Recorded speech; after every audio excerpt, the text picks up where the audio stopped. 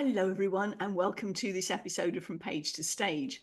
I'm your host, Wendy Corner, and this podcast is for you if you are an entrepreneur. Page and stage come together in entrepreneurship. And you might be going, no, I don't recognize either of those labels. Think about it. You may have a solo book out, you may have a contributory book out, you may have a regular blog. But one thing I can pretty much guarantee is you're on socials, aren't you? And what's that if it's not published work? Go you. Check that box. What about the speaking bit, though? An awful lot of the people I talk to go, oh, I can't do the public speaking. No, that's not for me. But my question is, if you can have a one-on-one conversation with somebody, you can do a podcast, just like we're doing now. And that is also a stage. So we look at which is the most appropriate stage for your message and your audience. And right now, you're in the right place. Hey, welcome.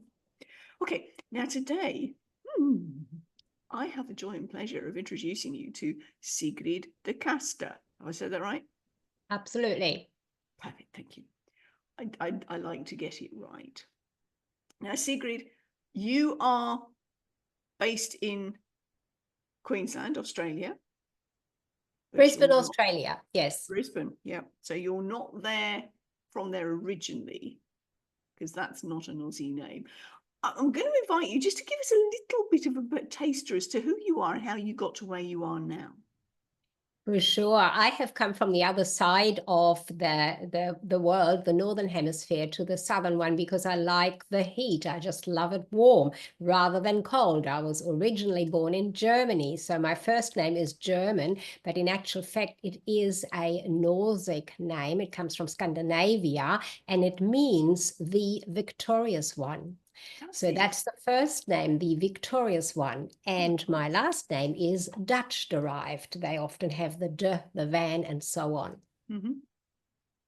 Does de Kaste mean something? I think just the box.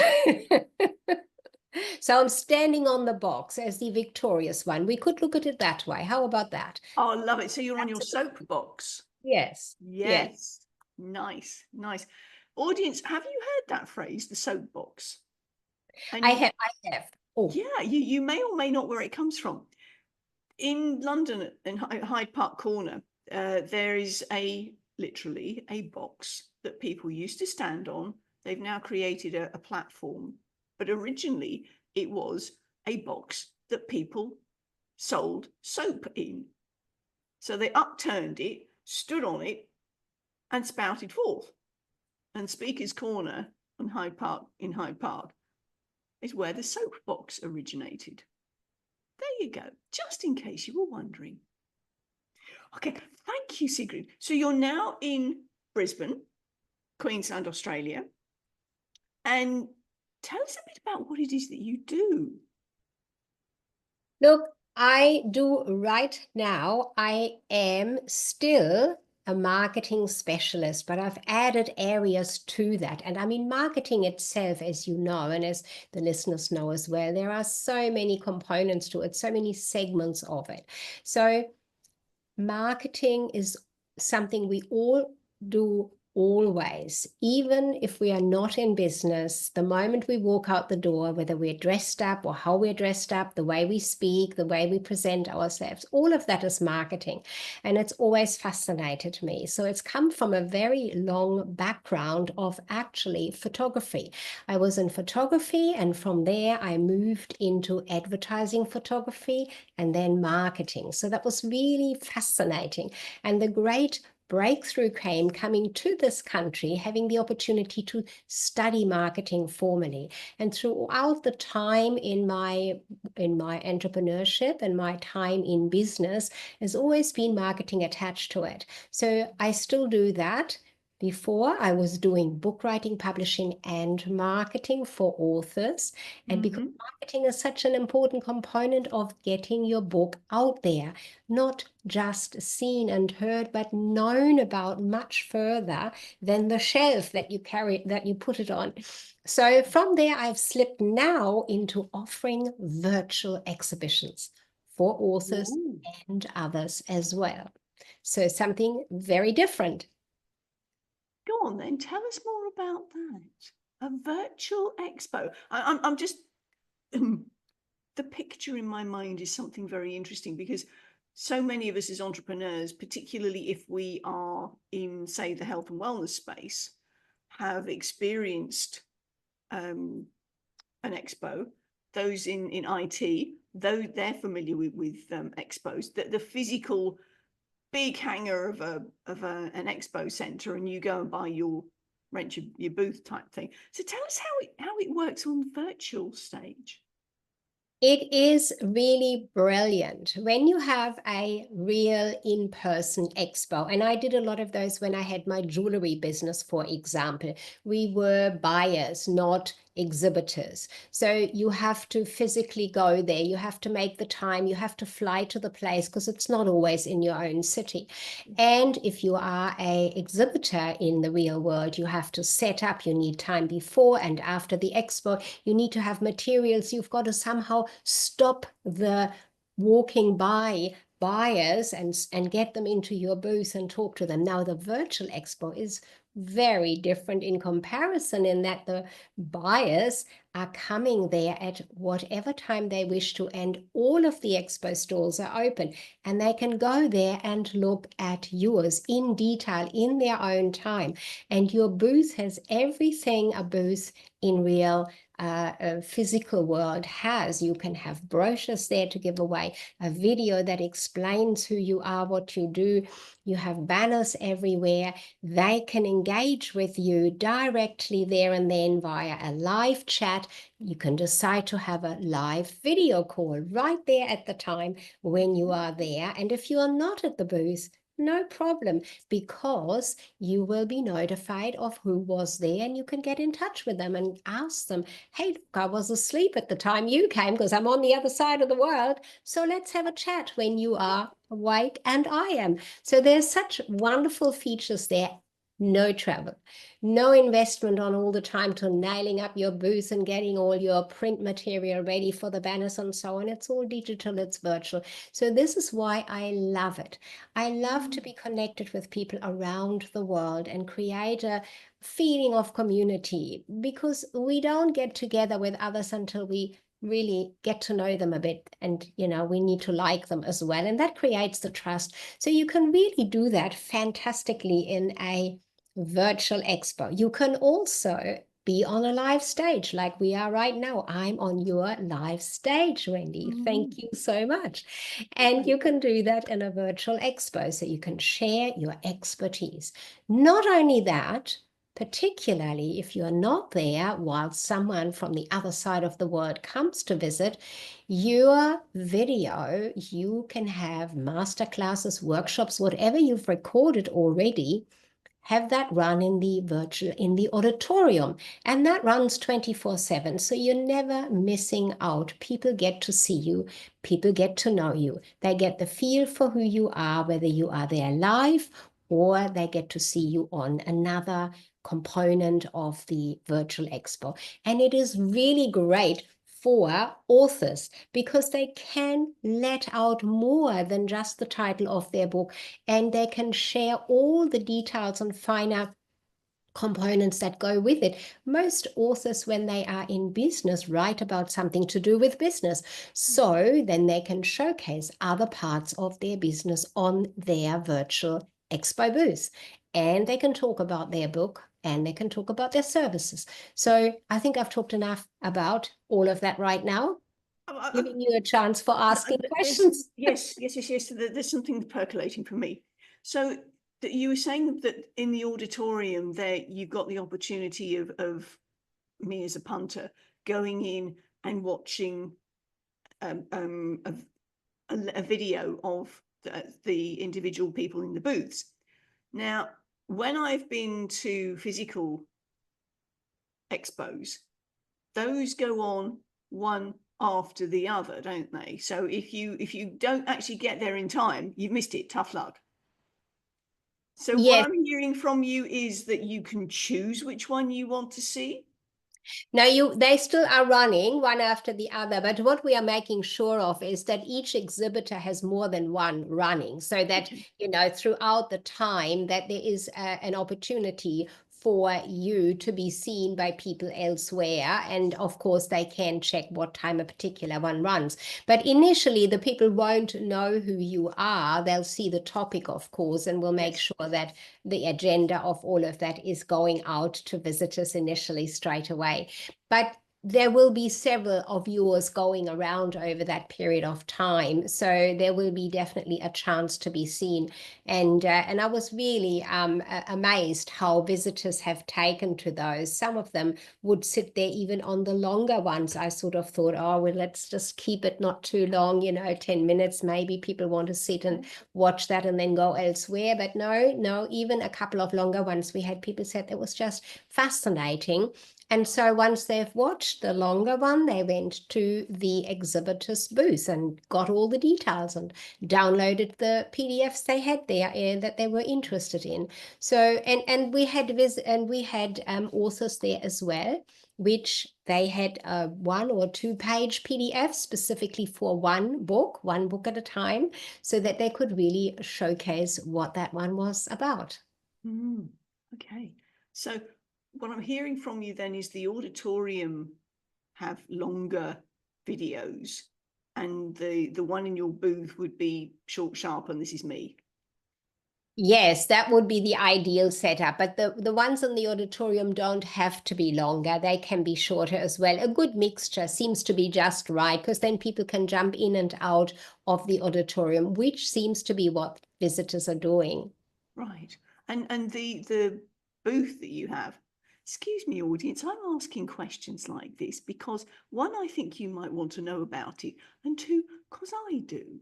So just listen in, would you? Just humour me. So with the personal booth bit, you have that video screen. Do you show one, or can you reel different videos in there? In your expo booth, well, you would just simply make sure that they are set on one link so that you can pop that in there, and then you can have that working in a way that it's all on one link. If you can do that, certainly you could absolutely do that. You could, of course, also put your brochures in there, and if you wanted a particular video to be shown, a masterclass or something, you could make sure that your brochures first page, the title page, makes it very clear so that people will download that, and there's the link there to go to whatever that particular video is. So you can really showcase any specific video in the way you would like to. Yeah, for sure. And that's the thing, isn't it? As you said, you're after part of marketing, the very big part of marketing, is that your target audience get to know, like, and trust you. The book is one thing, and even more powerful than the written word is the spoken word. And when you see somebody from stage, whatever form that stage happens to be, that's where you get a feel for them. I mean, I was part of a book launch. We did a book launch in Perth State Library. Oh, yeah, it's about this time 2 years ago. And we were reading from the book on stage. And the number of people who had purchased a copy and later down the track said to me, that was so powerful, because as I went back to read your bit, I could hear your voice in my head. Because that's why authors, as you're listening to this and you go, oh, I don't like to do the public speaking thing, can you see why it's so powerful? They've got you talking to them in their head while you're reading it. And I can guarantee you that means they're going to get back to you. You impress them. We had a lovely young entrepreneur on one expo last year, and it was new to her to do anything like that. She was shy of being on stage, as you say, and her feedback later on was that she absolutely enjoyed the support, getting to know the other exhibitors, being in that feel of community including the visitors that came to listen to her. And she had to get ready with some videos, which she hadn't created at that stage, and PDF, downloadable material. So she was really, in a way, had to get that all done, and that helped her to be more ready. It made her to be on stage and speak in public, and she very much enjoyed it because it's a very supportive, friendly environment. Okay. I'd like you to expand on that a bit more. So, in a real life, in a physical expo, you don't really get to know the other exhibitors, do you? Because you're sort of you in your small corner and me in mine. So tell us about how you develop community within that situation. You develop the community spirit right from the start when we get together initially in group sections where we can message to each other. I am very happy to directly, privately talk to everybody. We'll create groups where we message and we support each other when there are questions. Now, for anything that needs to be done on your booth, the whole setup, it's all pre-set. There are tutorials, very easy to follow, very small clips so that it makes it really, really simple to follow and do all of that. But we talk to each other. We set up the times. You are in the other side of the world and we are over here. When you're going to speak, who's going to be there? Will the others come as well? So we do talk to each other all the time, and that's how we get to know. And of course, we look at each other's booth and we even say, oh, I love how you've done this particular poster. Maybe I could do mine similarly. Do you mind? It's all of that sort of thing where you get to know who you are, what you do, and of course speak to each other. So it's really great to have that feel of everybody is there together. It's not at all like in a physical expo. You just mentioned that, and remembering back, often there are not just similar stalls, but they can be very much the same as well. So we make sure in the virtual expo that the highlight is on one particular segment that really stands out and is brought to the forefront, so we don't look as if there's competition. We don't want to do that. We want to support and empower each other. That's the whole point of the virtual expo. Yeah. Because the thing is, I'm suspecting that the people that you're inviting in are very often solopreneurs. Yes, most of them are. So the ones that have written a book, the authorship is that they often have some coaching attached to it, some coaching business attached to it. Now, that could be on mindset, could be financial matters. I mean, there are so many variances in those areas. Just alone confidence, which is something that, yes, we might look very confident, but then there's this little voice that says, oh, you really know what you're talking about? Don't do it. Step back. So there's a lot of those areas which authors write about, but also entrepreneurs have their businesses in.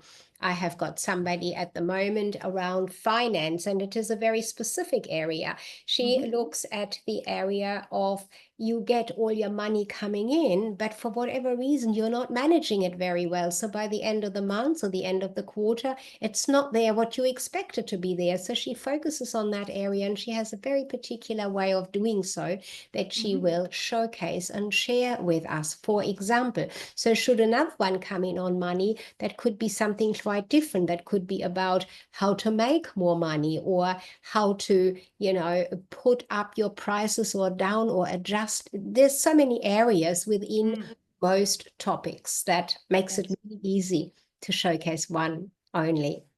Yeah, love it. Thank you, Sigrid. Well, we've kind of put the cart before the horse, because usually when I have these discussions, I ask you to go back in time and tell us about when did you start realizing that the writing business was you enjoyed writing.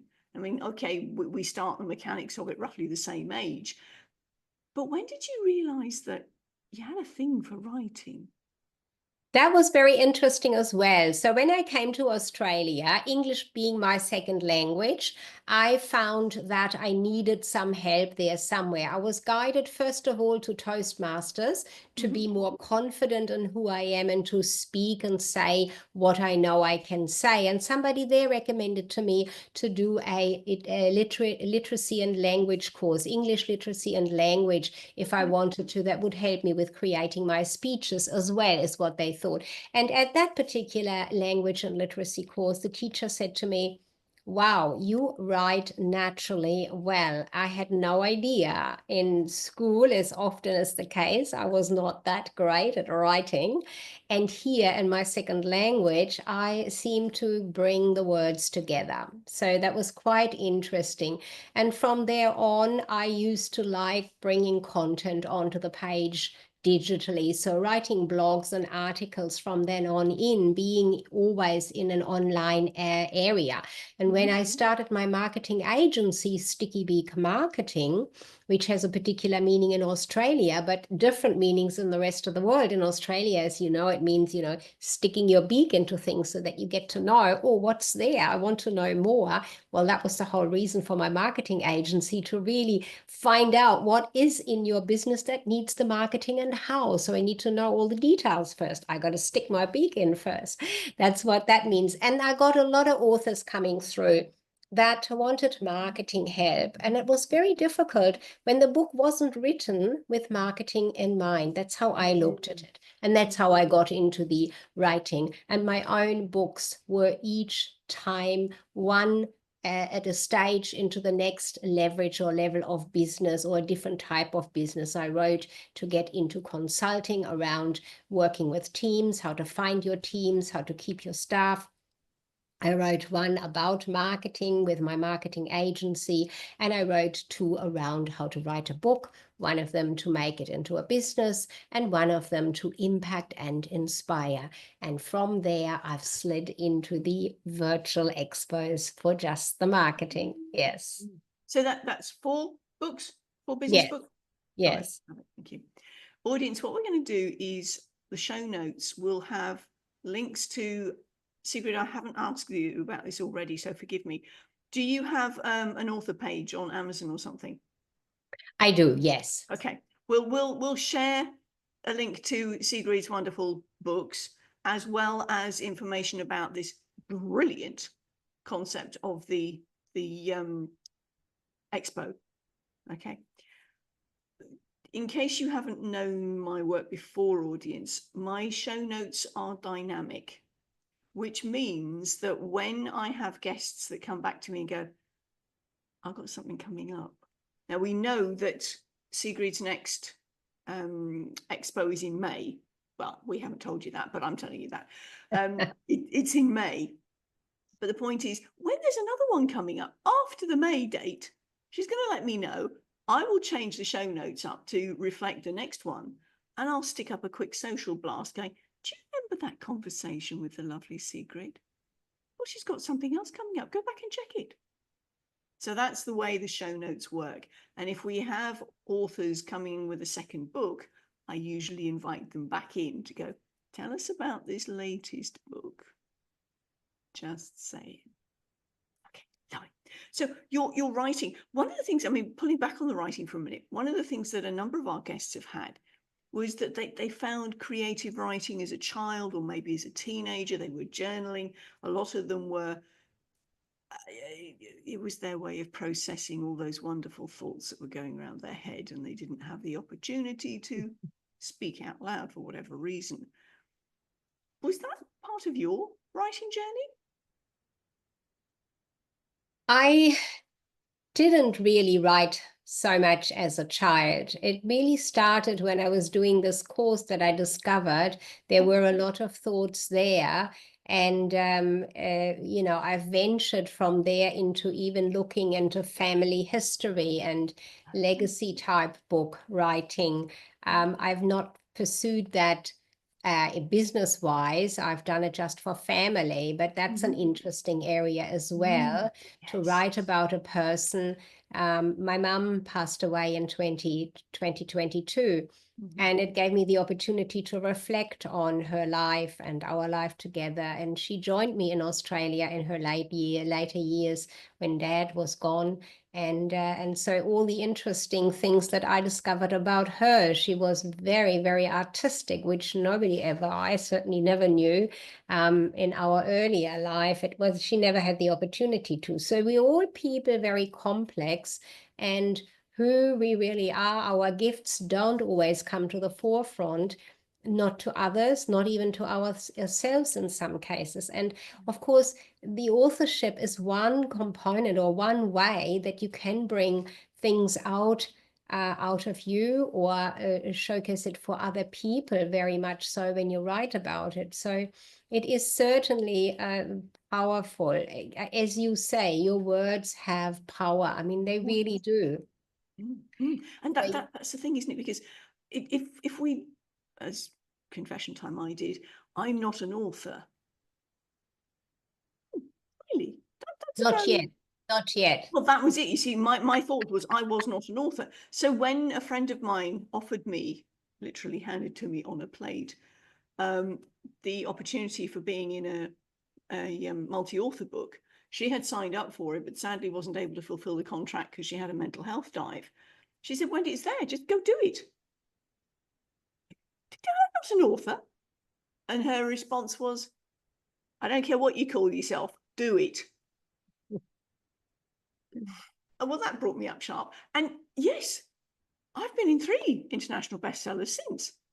And you think, oh, maybe I need to revise the label that I'm giving myself, which includes author.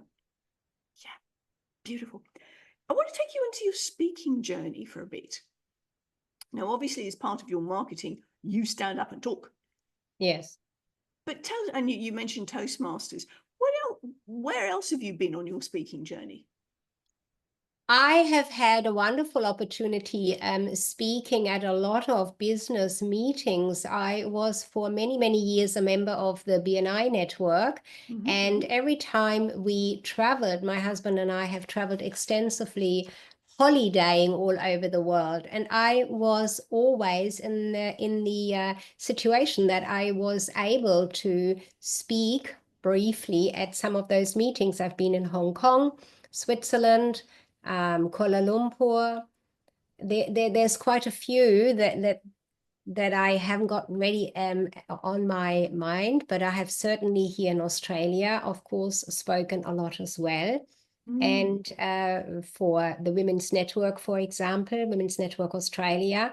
And it's evolved as it does for everybody, and Toastmasters was my foundation for it. I found it great. I love structure, and they are very structured. My biggest fear was what they call table topics, where you get 2 minutes and a topic. And my story there is, they thought, the group, the club that I belonged to, that I was really good. I didn't see that. They entered me into a competition that we had, and I got to do the table topics at a competition. I was absolutely frozen in fear. The topic was given to me. I started off, and halfway through, I had no idea what the topic was, and I thought, oh, what am I going to do? I just kept talking. I have no idea what I said, but that fear really took my thoughts, my thinking, my memory away. But I got second place, so I must have Well done. Must have kept it together. Yeah. Golly, what would you have done if you'd been on par all the way through? I I don't know. Door. Yeah. On that note, audience, I do have some strategies. So make sure that you don't hit that freeze button. Just saying, if you need some extra support, just give me a bell. Yeah. So one of the things then, so you've been speaking at internationally, as you said, that the BNI thing, networking, that is a stage. And it Yes. doesn't matter whether you're networking with one person. Oh, as you said in the introduction, as soon as you open your mouth with intention, you go outside, you are networking. You are representing yourself and your brand. And that's the thing, if we show up anywhere, being consistent with who we are and our message. Hello world, this is us. And people get to know, like, and trust you, whether it be on a one-to-one, whether it be in front of a networking group, whether it be on a podcast, a virtual summit, or the traditional raised platform with microphone in hand. So there are many different opportunities for speaking. Thank you for sharing that, Sigrid, because we all have a slightly different way of journeying through the speaking thing. Yeah, We sure have. And I think the opportunities that you offer and how you help entrepreneurs and people in general in business to get that confidence and to speak, whether that is fully in person or digitally, virtually like this. I think both of them can create fear, and to overcome that and get the way you support them is very important, very important. Thank you. I appreciate that. So we've talked about your writing, we've talked about your speaking, we've talked about this wonderful expo. I'm going to ask you, how do you embody your words when you take them from page to stage? How do I embody them? You mean, how do I work on? Some people have their own specific ritual to get them ready. Some people have learnt their words. Like when we were doing the reading from stage, I had the opportunity, there were 6 of us from the book that were actually in Perth. And I said to the other ladies, can I give you a coaching session? Because what I don't want is for you to do Muppet style. Because that really, you can tell when somebody's reading. Because it kind of bypasses the heart. It goes sort of eyes straight to mouth. And an audience will know. Take it this way. How many of us have had cold calls? We know they're going through a script, because if you interrupt them, they don't know where they're picked up. And then it throws them. So this is why I ask people, how do you embody your words? What is it that you do to go, I know what I'm saying. I've got it in me. For me, it is practice, as if I'm already in that room. Now, I originally started off, as I said, with the Toastmasters work. I remember being in my lounge room. I put the ironing board in front of me. I had my sheets of paper that I had written it all out, and I made sure that I was able to say it with the conviction that I had written it without having to look at the sheet. So I used the ironing board as my lectern kind of thing to walk around. And that's something I've always done, is to go into a room quietly or even outside and pretend I'm already doing it. It's that really helps me to become it, really have the feel for what I want to say. And if I change my words and change it, that's perfectly okay. The message is still coming through, because when the passion is behind it, when I've got to say it like this, and this has got to come out like that, then you choose the words, I think. And in regards to getting over that fear, which I think lasts for a long time, and for some it never goes away, that fear can still be there. You just keep doing it. Just keep doing. That's what I got more and more confident as I did more of the public speaking, and practicing it beforehand to say it with the passion that I feel for it is important. Of course, with online speaking, it's quite easy to do it differently. You can have a script there, or you can have your story on paper in front of you. And if you are practicing how to read it off the sheet, or at least some points, you can do that much easier than when you are live on stage. You can. And also, if you're reading, it's kind of obvious. So if people need things, I suggest sticky notes with bullet points on, written very large, Because if you try and write out verbatim what a sentence is going to be, it's going to be obvious. If you lose eye contact with your audience because you're no longer looking at the camera, then there's that connection has been lost. The thing for me when you're speaking from stage and you're embodying your words, you're absolutely right. You've got that passion there. They can see, they can feel it. Because when there's the mechanical, I've learned this word for word, and don't interrupt my train of thought, otherwise I will lose where I'm at. You may or may not know, audience, that I was head speaker coach at TEDx University of Western Australia for 5 years. And I used to say to the speakers when they came in, know your material. Definitely keep to the stats that you're mentioning, because those have been fact checked. Do not deviate from those, otherwise your video may not go up at all, because it needs to be checked and double ticked. However, read the room. If what you're saying is not landing, go off piste a bit and then come back. As long as you land at the same place and you mention the stats that you have had agreed, job done. I have to tell you, though, that the students who were in charge of the TEDx team, they would pale at this point when I said you don't need to keep to the script, because of course they've got the script and they want to make sure that you're doing it exactly to script. So I was very naughty. I gave them a slight heart attack, and the speakers go, "Oh, okay." The point is, know your stuff, embody it so that you can, if necessary, go off. I do also have some memory tips in case you lose your way. Wonderful. So we've talked about your writing journey, your speaking journey, how you embody your words, and this wonderful virtual expo that's coming up. Remind us of the dates. May 15 and 16. It is 14 and 15 for the US. I'm getting asked that many times, so I'm mentioning them both. Yes. Oh, absolutely, because I've actually I was running an event where one of the speakers didn't turn up because they thought it was tomorrow. And I go, you're in America. So that was a bit interesting. I think had to step in.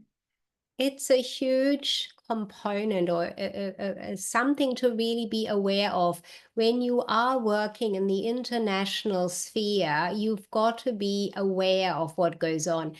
I did not do that from yesterday to today in checking that the daylight savings is coming to force in the US.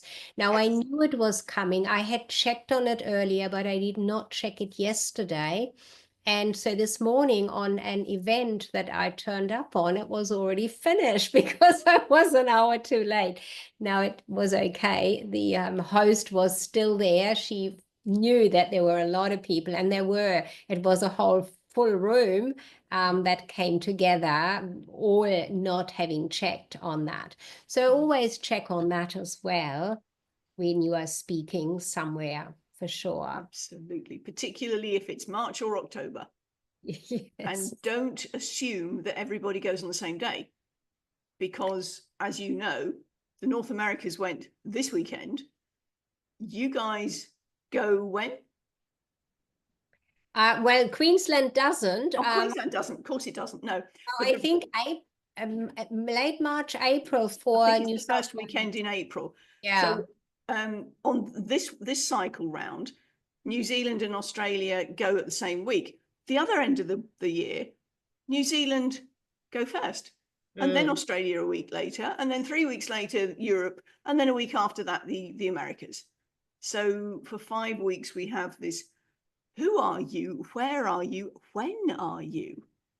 And yes, those of us with an international reach, time zone buddy, love it. Yeah. You know where people are. Sigrid, as we're winding up, have you got any final words of wisdom for us? I think for authors, it is certainly important to consider as you start writing, as your first thoughts come, to consider what is it you want to do with that book? Who do you want to reach? So how do you need to get started? Where can you already look to go from once it's published? Yes, your big launch is one opportunity, but it's only one opportunity and it will not last. It's that one moment in time. Be prepared for what comes after. And for those who have got a book out there, a virtual expo to showcase not just the book, but the whole expertise behind it and around it is a beautiful opportunity virtually to showcase and share it with the world. Definitely, definitely. Thank you so much, Sigrid, for sharing with us your From Page to Stage. For now, bye from us. Bye-bye.